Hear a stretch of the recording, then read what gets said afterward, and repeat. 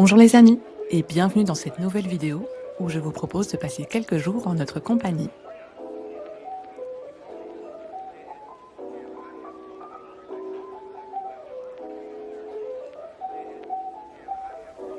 Cette pièce est la plus chaotique de la maison, j'avais envie d'y remédier. J'aurais pu faire un peu de rangement avant, mais je vous la montre telle qu'elle est dans son jus. Alors clairement, ce que je veux faire, c'est me débarrasser de ces deux armoires là. Celle-ci, j'ai déjà commencé, j'ai enlevé une porte. Celle-là, je vais aussi la démonter. Je vais les démonter toutes les deux.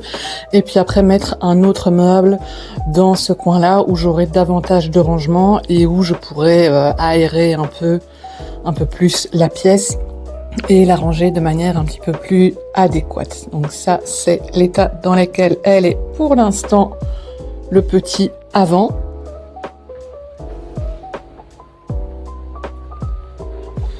Et j'espère que la version après sera un peu moins chaotique et ressemblera un peu plus à ce que je souhaite en faire. À voir par la suite.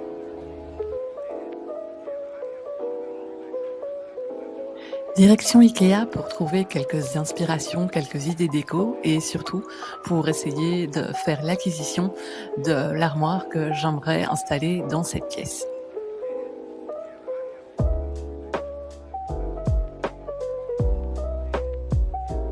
Je vous avoue qu'il y a très peu de chances que je fasse preuve d'une immense créativité et je vais donc me rabattre sur un des classiques de chez Ikea, l'armoire toute cubique à caisson Kallax, qui est un des modèles les plus vendus du magasin.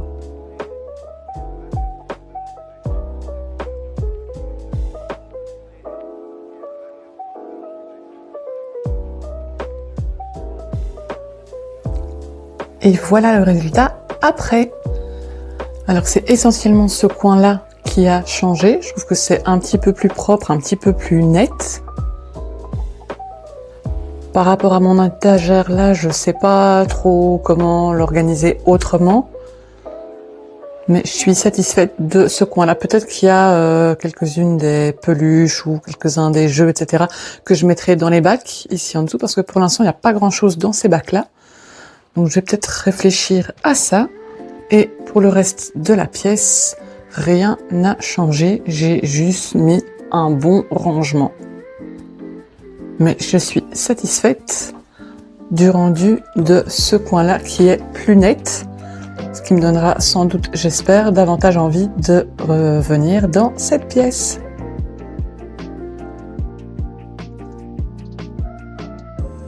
La météo nous a offert quelques belles journées ensoleillées dignes du printemps.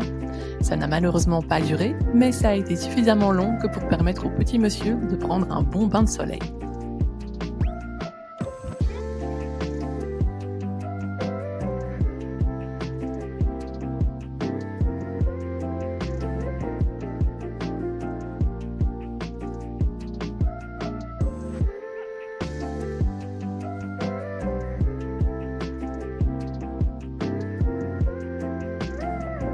De mon côté, ça y est, j'ai enfin sorti les décorations de Pâques depuis le temps que j'attendais ça. Ça m'a procuré énormément de bonheur. Je n'ai pas énormément de décorations. J'ai moins de décorations pour Pâques que pour Noël en fait, comme beaucoup de gens je suppose. Mais apporter cette petite touche printanière, voir ces petits lapins un petit peu partout dans la maison, apporte une touche de fraîcheur, une touche de gaieté et met en ambiance pour Pâques et pour le printemps.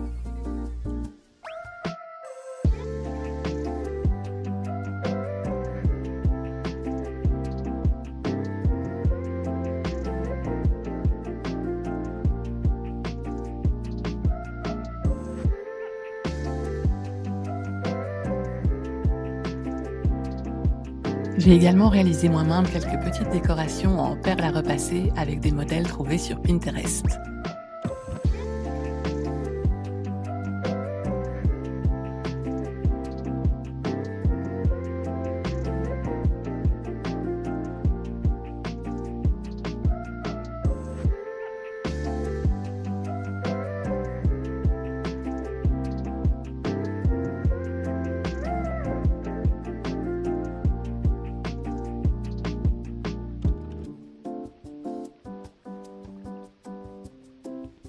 Avec l'arrivée du printemps, la nature se réveille, les animaux sortent de leur hibernation, mais ce n'est pas forcément le cas de tout le monde. Je connais une petite mademoiselle qui continue d'apprécier le confort et la chaleur de son petit nid douillet.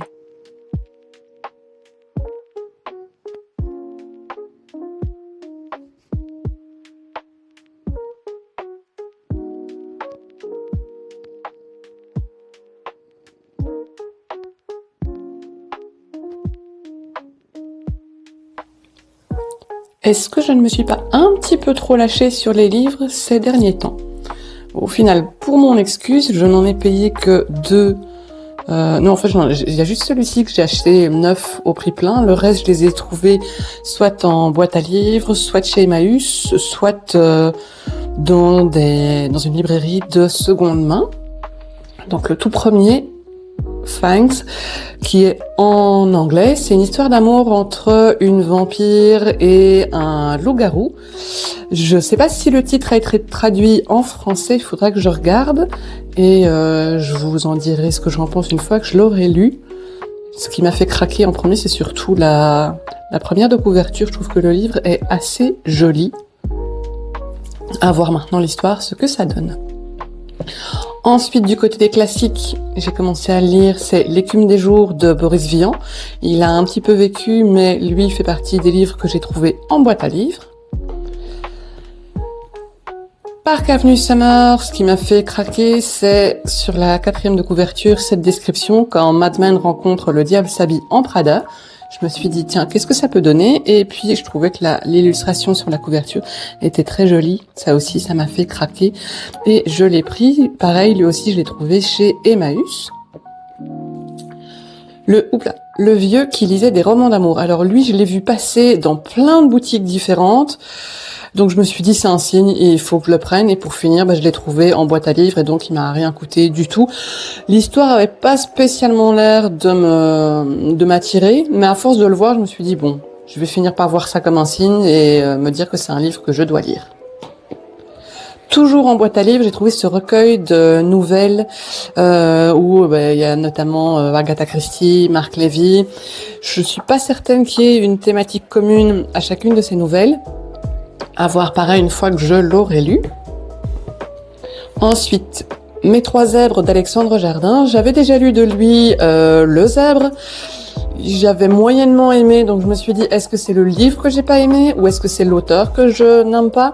Et donc, pour être fixée et avoir une réponse à ma question, j'ai pris ce livre de lui, toujours en boîte à livres aussi. Et donc, je serai fixée pour savoir si c'est juste Le Zèbre que j'ai pas aimé ou si c'est Alexandre Jardin qui est un auteur que je n'aime pas. Du côté des classiques toujours, Orgueil et préjugés de Jane Austen, que j'ai trouvé chez Emmaüs. Voilà, là, je vais pas vous faire le topo, tout le monde connaît l'histoire ou a vu une adaptation cinématographique de cet ouvrage. Et ensuite, une saga en 3 tomes, My Dilemma is You, où on est sur de la romance du young adult. J'ai encore jamais lu ce type de littérature. Donc à voir, bon, j'espère que je vais aimer parce que vu la quantité de lectures qui m'attendent, si j'aime pas, je vais être un petit peu embêtée. Mais pareil, j'ai trouvé les 3 tomes chez Emmaüs pour pas grand-chose. Et le dernier livre pour lequel j'ai craqué, c'est Dernier meurtre avant la fin du monde que j'ai acheté en librairie de seconde main. C'est une dystopie pré-apocalypse. Et pareil, ça fait partie des styles littéraires que je ne lis pas tellement. Des dystopies, j'en lis pas beaucoup, je lis souvent le même genre de livre. En fait, je me rends compte des histoires de la chick lit, de la littérature pour filles, des histoires assez légères, assez drôles ou des cozy mystery, mais d'autres styles littéraires comme les dystopies, j'en lis pas beaucoup et donc ce livre-là sera l'occasion de faire une exception et de me lancer dans ce nouveau style littéraire.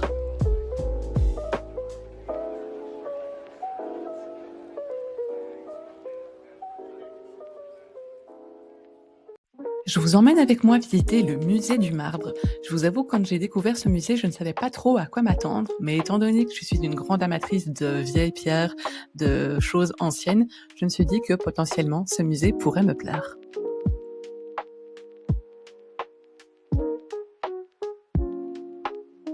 J'y ai découvert non seulement de magnifiques objets, mais également les procédés derrière leur création.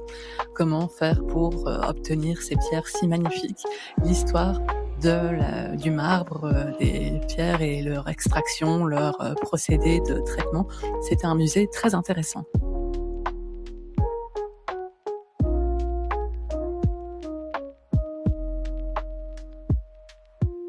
Une petite pause gourmande, ça fait toujours beaucoup de bien au moral.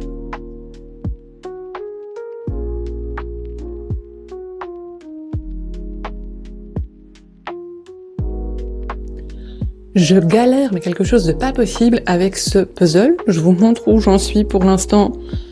Pas très loin. J'avance à peu près à la moyenne de 2 pièces par jour. Sachant que le puzzle fait 1000 pièces, je devrais avoir réussi à le terminer d'ici 2 petites années.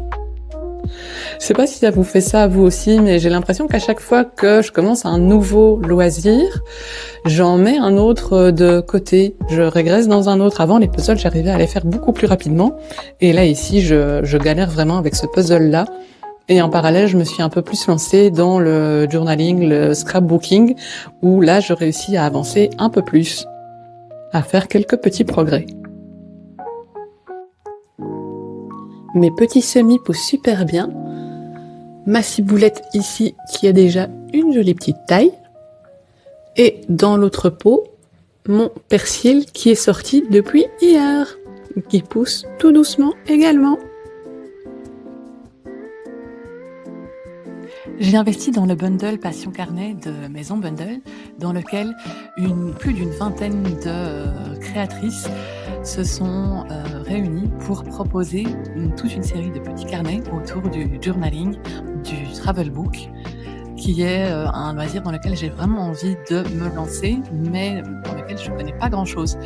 J'ai déjà commencé à faire un peu de journaling, un peu de scrapbooking, et il m'arrive quand même assez souvent de me sentir limitée, de ne pas oser faire certaines choses.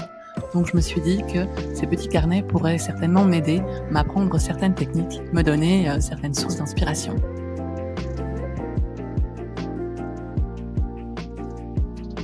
J'ai pas mal de difficultés avec le format e-book, mais j'avoue que je ne vais pas imprimer la totalité de tous les carnets parce que je me retrouverai avec plus d'une centaine, plusieurs centaines de feuilles à devoir imprimer. Donc je vais essayer dans un premier temps de me poser, de passer les carnets en revue et d'imprimer ceux qui me tentent le plus.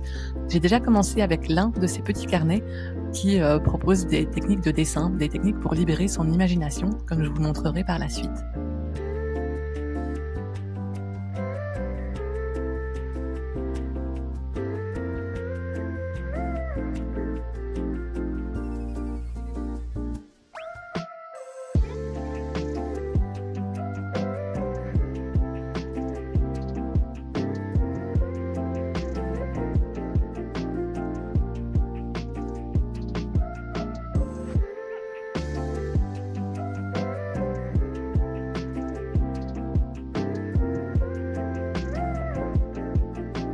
J'ai commencé avec le carnet qui permet de créer des personnages expressifs, d'apprendre à dessiner des bonhommes qui changent un peu du bonhomme bâton qu'on apprend tous à dessiner quand on est tout petit.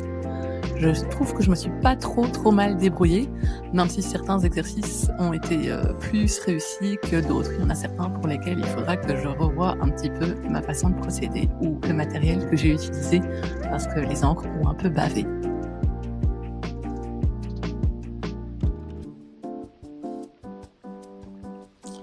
J'avais acheté la Bible du tricot pour m'aider à démarrer dans le tricot, à apprendre de nouveaux points. Et je trouve que c'est vraiment un livre super qui m'a bien aidé à avancer, même si je suis très loin de savoir encore tricoter de jolies pièces. Pour l'instant, je suis toujours dans l'apprentissage des points. Et dans la même série, j'ai acheté la Bible du crochet pour m'aider également à démarrer dans le crochet. J'ai fait un petit essai qui n'est pas super concluant. J'ai voulu essayer ici les fleurs. Ça, c'est le modèle que je voulais réaliser. Et ça, c'est ce que moi, j'ai réalisé. Donc, il y a encore des progrès à faire pour que j'obtienne de jolies fleurs qui ressemblent à quelque chose. Parce que clairement, si je ne dis pas que c'est une fleur, on ne voit pas trop ce que c'est. Un donut, peut-être.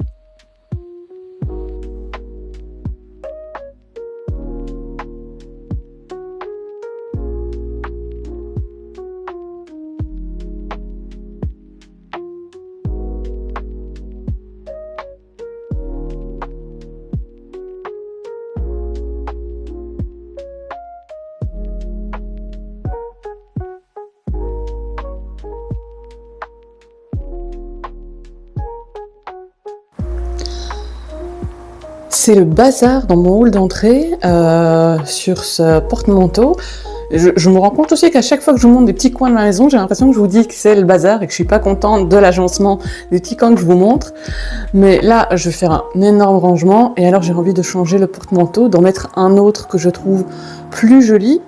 Celui-ci ici. Et on a un petit monsieur. Tu dis bonjour? Et donc ce porte-manteau ici que je vais repeindre.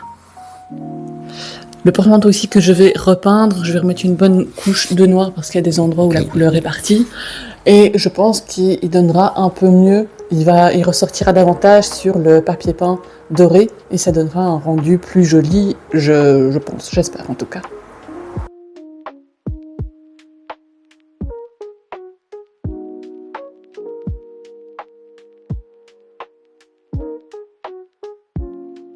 Et voici un petit avant-après pour pouvoir effectuer une comparaison. Personnellement, j'avoue que je préfère la version après.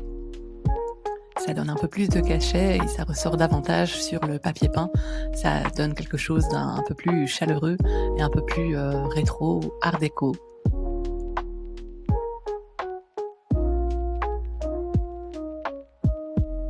Cette vidéo touche à sa fin, j'espère qu'elle vous aura plu. N'hésitez pas à me laisser un commentaire et à vous abonner si ce n'est pas déjà fait. Et comme d'habitude, j'espère que vous êtes aussi heureux et détendu que ce petit monsieur. Je vous dis prenez soin de vous, à très bientôt.